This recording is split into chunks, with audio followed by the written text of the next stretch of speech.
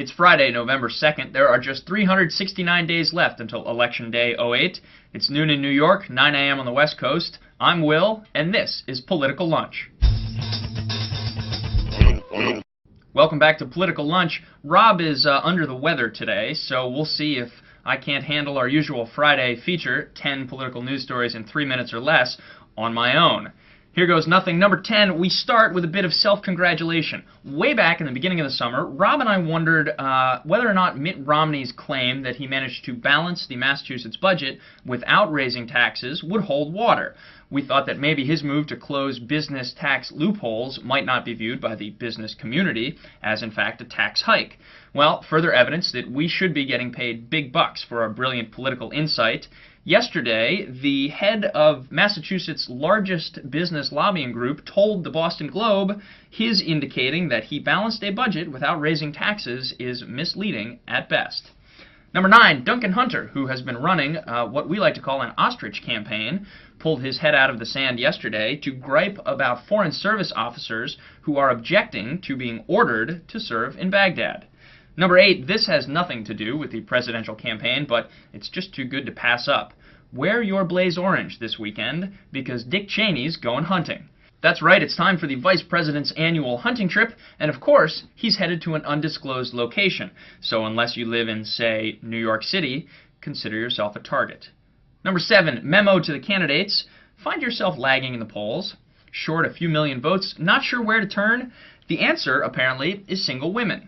According to a new study by Greenberg Quinlan Rosner Research, unmarried women could be, for the Democrats in 2008, what white evangelical voters were for the Republicans and George W. Bush in 2004.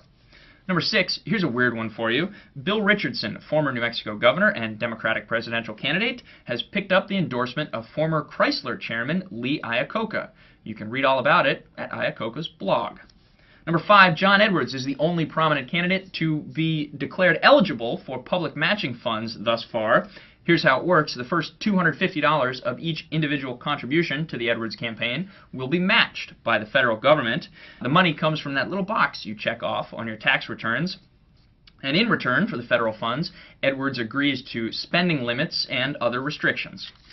Number 4, Barack Obama, who has been critical of Hillary Clinton's approach to Iran, offered his own approach with a Senate resolution brought to the floor yesterday. Obama's measure states explicitly that the president does not currently have authorization to use military force against Iran.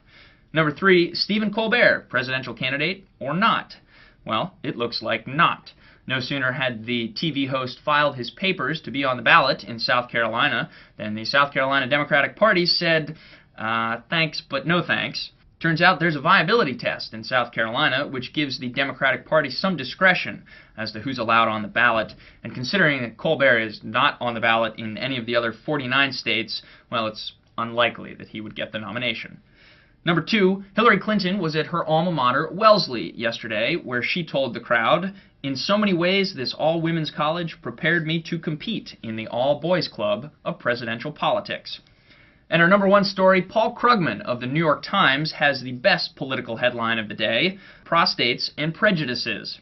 Here's the scoop. In a new campaign radio ad attacking Democratic plans for universal health care, Rudy Giuliani says the following: "My chance of surviving prostate cancer, and thank God I was cured of it, in the United States, 82%. My chances of surviving prostate cancer in England, only 44% under socialized medicine."